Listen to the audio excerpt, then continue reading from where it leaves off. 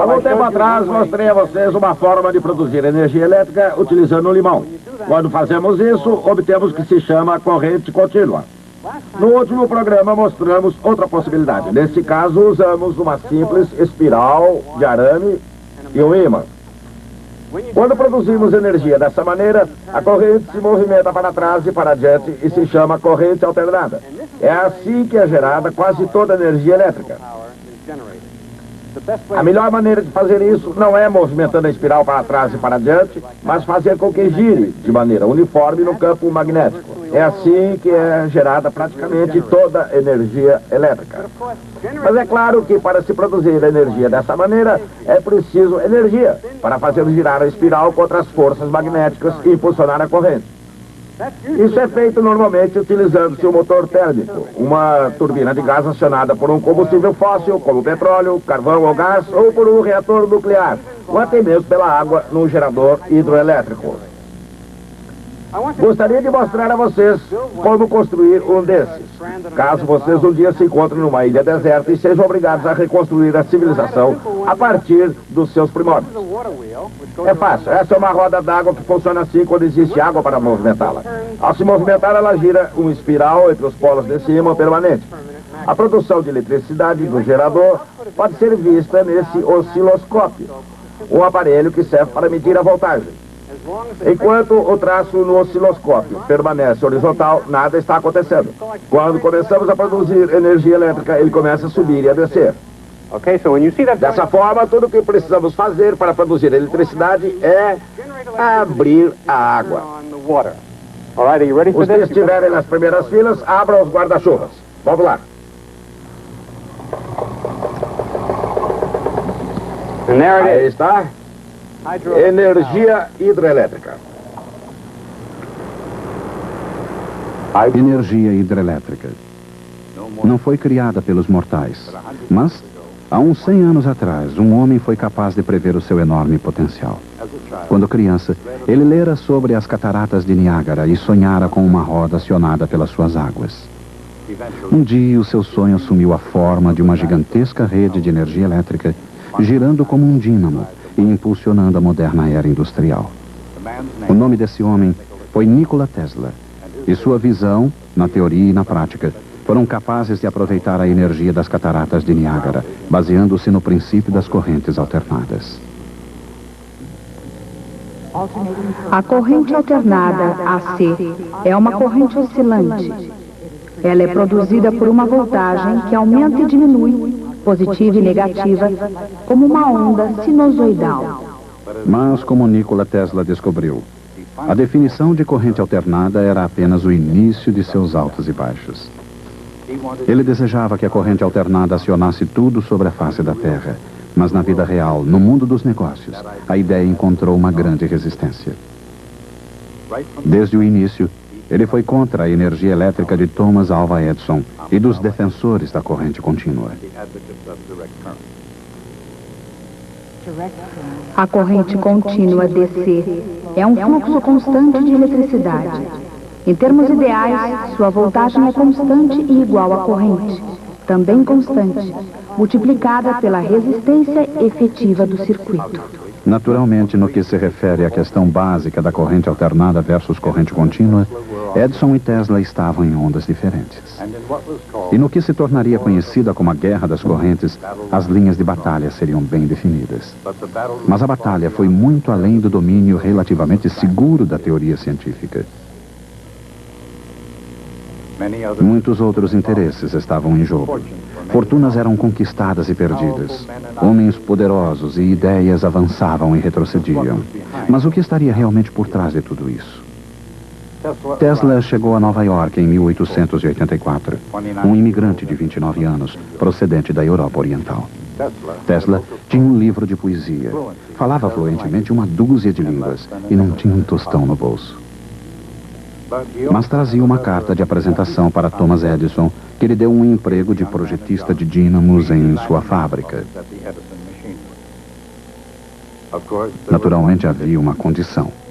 Os dínamos deveriam ser de corrente contínua. E como, obviamente, Tesla estava decidido a transformar a corrente alternada no padrão internacional, sua carreira com Thomas Edison só podia tomar um rumo. Um ano depois, Tesla deixou o emprego, em parte porque Edison não teria cumprido a promessa de lhe conceder uma gratificação. Tesla logo voltaria a enfrentar dificuldades e ficaria novamente praticamente sem tostão. Mantendo-se fiel ao seu princípio de correntes alternadas, Tesla não apenas foi ao fundo, mas revolucionou a mais poderosa maquinaria sobre a face da Terra. No que se referia a utilizar a eletricidade para produzir trabalho, ninguém podia se comparar a Thomas Alva Edison. Ele era considerado o grande gênio da era da eletricidade. Como presidente da companhia que se tornaria a General Electric, Edison não foi chamado de Napoleão simplesmente porque a atriz Sarah Bernhardt achava os dois parecidos.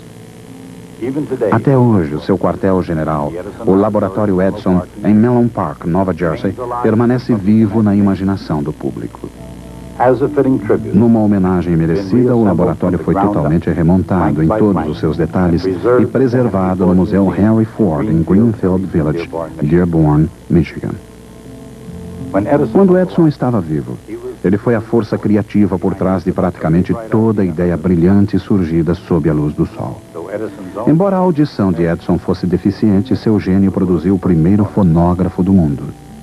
Também foi ele o inventor da câmara cinematográfica. Foi em Menlo Park, não em Hollywood, que o cinema realmente começou.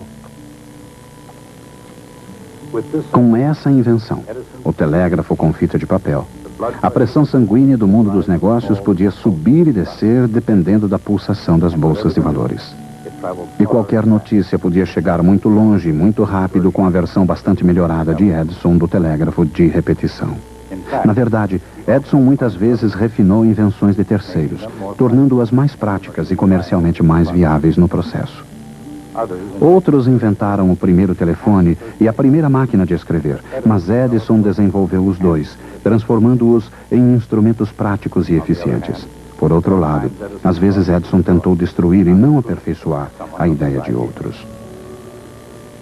A chama que brilhava no coração de Thomas Edison, ao contrário daquela que acendeu em Menlo Park, não era muito ardente em relação a Nikola Tesla, e sua ideia de corrente alternada não provocava nenhum fascínio em Edison, começando com a pensão de Sally Jordan, a primeira casa do mundo a ser iluminada com eletricidade.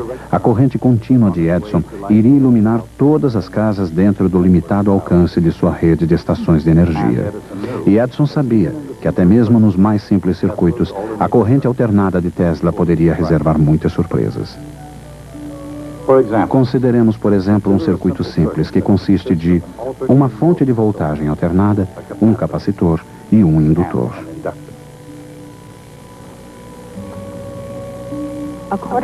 De acordo com as regras matemáticas de Gustav Kirchhoff, o aumento de voltagem na fonte, que jamais é superior a E0, é igual à soma das quedas de voltagem ao longo do circuito.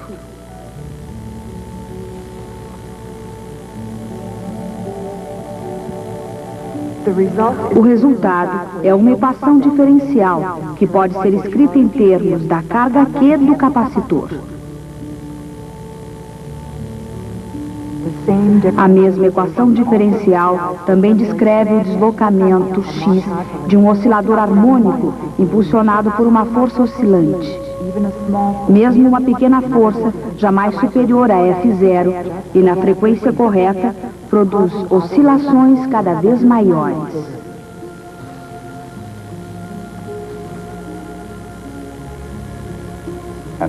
Isso contribui para o fenômeno de ressonância, que significa que num circuito de corrente alternada, até mesmo a menor oscilação de voltagem pode produzir o fluxo de uma quantidade surpreendente de carga elétrica.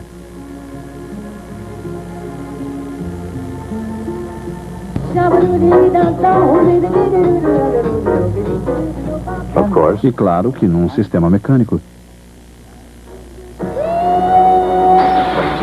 os resultados da ressonância podem ser desastrosos. Mas às vezes, a ressonância elétrica é necessária para se obter o tom adequado. Tesla foi, na verdade, o primeiro a descrever uma rede de circuitos ressonantes afinados e antenas erguidas que constituem exatamente a maneira pela qual os sinais de rádio e televisão são transmitidos e recebidos. Uma determinada estação de televisão é sintonizada dentre todas as outras porque um circuito de corrente alternada é afinado de maneira precisa em ressonância com a frequência da transmissão. Isso se aplica tanto ao rádio quanto à televisão. E a ressonância elétrica ocorre porque, matematicamente, capacitores e indutores agem de certa forma como molas e massas. Por exemplo, quando um capacitor começa a carregar, ele produz uma voltagem que se opõe à carga. Em outras palavras, um capacitor se opõe à variação de sua carga positiva ou negativa da mesma maneira como uma mola se opõe à expansão ou compressão. Por outro lado, quando se aplica uma voltagem a um indutor, demora um pouco para que a corrente se movimente ou pare novamente. Assim, um indutor se opõe à variação da corrente da mesma maneira como uma massa inercial presa a uma mola se opõe à variação da velocidade.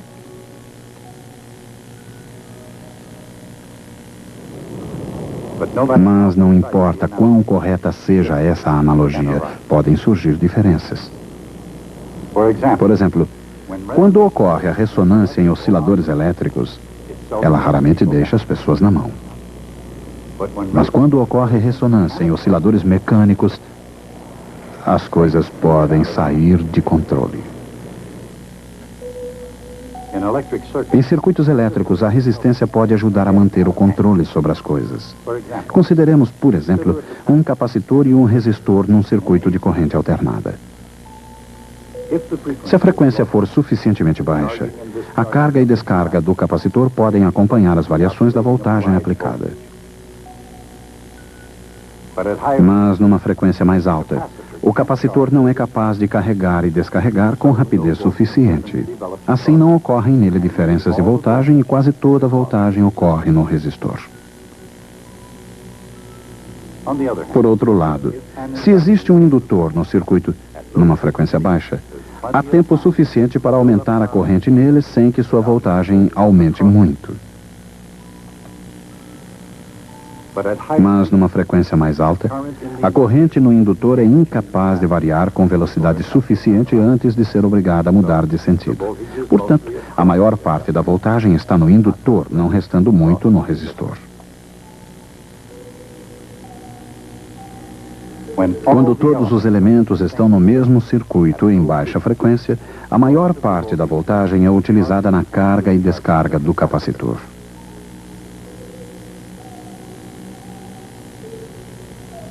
Numa frequência mais alta, a maior parte da voltagem é usada na tentativa de alterar a corrente no indutor. De fato, numa frequência muito alta, o indutor virtualmente impede o fluxo de qualquer corrente. Mas quando a frequência é correta, em outras palavras, na frequência ressonante, flui uma corrente bastante grande. O capacitor carrega e descarrega. A corrente se forma e inverte no indutor, enquanto o resistor queima energia suficiente para manter as oscilações sob controle. É claro que a Edison Company ainda mantinha o controle sobre a indústria da eletricidade. E para manter esse controle, impuseram grande resistência aos poderes cada vez maiores da corrente alternada. Assim, para ganhar a guerra das correntes, Tesla precisava de alguém que se levantasse contra as forças de Thomas Edison. É aí que entra em cena George Westinghouse. Westinghouse, o legendário industrial de Pittsburgh, foi um inventor que se tornou comerciante. Mas ao contrário de Edison, ele não só falava com entusiasmo sobre as correntes alternadas, mas decidiu investir dinheiro nelas, comprando as patentes de Tesla para a fabricação de um motor de indução polifásico. Em 1888, a guerra das correntes se intensificava. Enquanto Westinghouse apoiava as ideias de Tesla, a maquinária bem lubrificada de Edison entrava em alta marcha. Houve campanhas difamatórias e, segundo alguns, golpes sujos. Mas um dia, no entanto, as mentes acabaram se encontrando. Charles Steinmetz, o mago matemático da física e da engenharia, ofereceu um certo apoio intelectual aos dois lados. Edison e Tesla puderam até mesmo trabalhar juntos, embora não por muito tempo e jamais enquanto Tesla manteve a vantagem da corrente alternada. Na teoria e na prática, por que seria melhor o método de Tesla? Naturalmente, a razão pela qual uma usina produz eletricidade é para poder transmitir essa energia a algum lugar através de fios, para as casas, para os escritórios, ou qualquer lugar onde haja necessidade dela. Mas a energia é igual a corrente vezes a voltagem. Assim, a mesma energia pode ser transmitida, qualquer que seja a energia, com alta corrente e baixa voltagem, ou com baixa corrente e alta voltagem. Qual é melhor?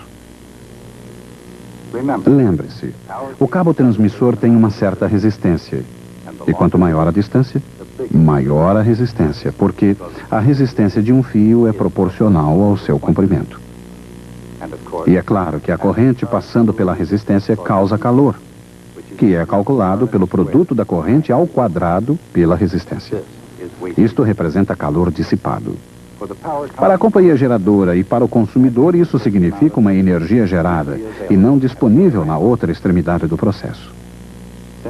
Como a corrente I é igual a P sobre V, esse calor é P ao quadrado vezes R dividido por V ao quadrado.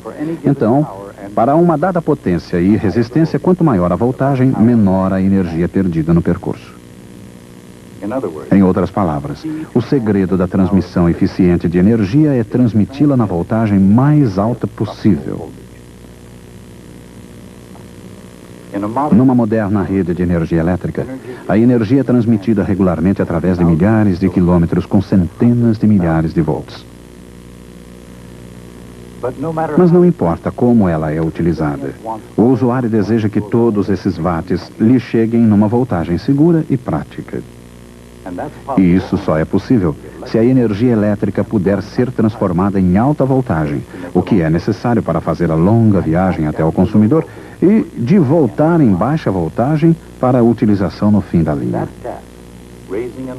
A tarefa de aumentar e diminuir a voltagem é uma tarefa difícil de se realizar com a corrente contínua, mas com a corrente alternada essa tarefa é relativamente simples.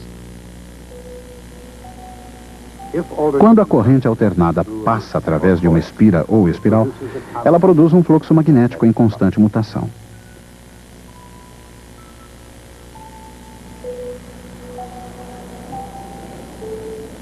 Uma barra de ferro, magnetizada pela espiral, pode concentrar e intensificar o fluxo variável.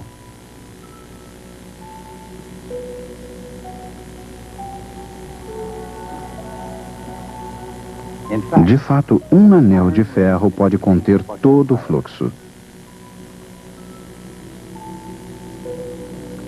E se adicionarmos um circuito secundário ao anel, uma voltagem será induzida nele à medida em que o fluxo o atravessa.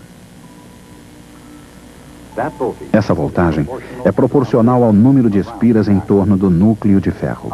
É óbvio, portanto, que a voltagem da energia transmitida ao circuito secundário pode ser aumentada ou diminuída em relação à voltagem do circuito primário.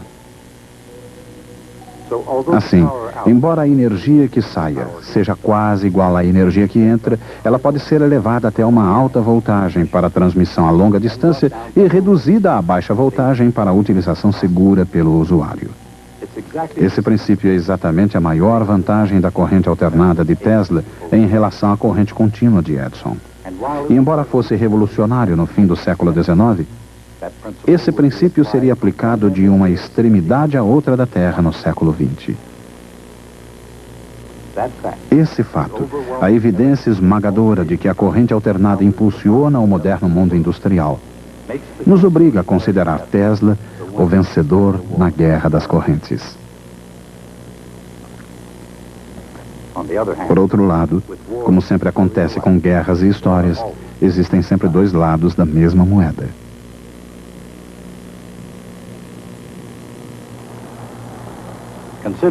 Considerando-se a enorme contribuição de Edison ao mundo da ciência e da engenharia, será que podemos realmente dizer que um lado ganhou e o outro perdeu? Afinal, Edison já tinha um número razoável de patentes. Antes de Tesla, Edison construiu seus próprios geradores, um após o outro, cada um mais potente que o anterior. Mas o mesmo aconteceu com Tesla. E da mesma forma como Edison, Tesla também construiu turbinas e motores. No entanto, e essa foi a grande diferença, os geradores de Edison só eram capazes de iluminar coisas não muito distantes de sua rede de geradores, enquanto que o sistema de corrente alternada de Tesla podia ultrapassar de muito antiga vizinhança. Com uma rede de linhas de energia cada vez maior, a corrente alternada pôde ser levada de uma costa a outra do país e a qualquer lugar entre elas. De qualquer maneira, o lugar de Thomas Edison na história já estava garantido. Em Menlo Park, Nova Jersey, sua mente continua tão ágil quanto sua câmara cinematográfica. Como inventor americano, ninguém, desde Benjamin Franklin, foi tão longe como Thomas Edison. Mas à sua maneira, Nikola Tesla foi ainda mais longe. Muito antes de se tornarem realidades, Tesla imaginou os tubos de vácuo revestidos com fósforo e tubos de vidro cheios de gás, luzes fluorescentes e neon. E anos antes do surgimento dos irmãos Wright, Tesla afirmou que para que a aviação pudesse obter sucesso, ela deveria utilizar um metal quase desconhecido na época: o alumínio. E enquanto Guglielmo Marconi era aclamado pela imprensa popular como o inventor do rádio, Nikola Tesla obteve o crédito pela invenção, assim como o veredito final dos tribunais. E por falar em crédito, dizem que Tesla não obteve o reconhecimento por muitas invenções originais. Em resumo, não se pode negar que Tesla foi um dos cientistas mais dinâmicos que já existiram. Nem que sua mente fosse fértil e sua inventividade única. Mas Tesla, mais interessado em invenções do que em publicações científicas, manteve grande parte de sua metodologia na memória. Talvez seja por isso que a comunidade científica tenha permanecido reticente ou dedicado poucos elogios a Tesla durante muitos anos. De qualquer maneira, ele recebeu o título de doutor honoris causa das universidades de Columbia e Yale. E um dia, sem ironia premeditada, foi até mesmo agraciado com a medalha Edison, o prêmio de maior prestígio, cujo nome é uma homenagem ao próprio Thomas Edison.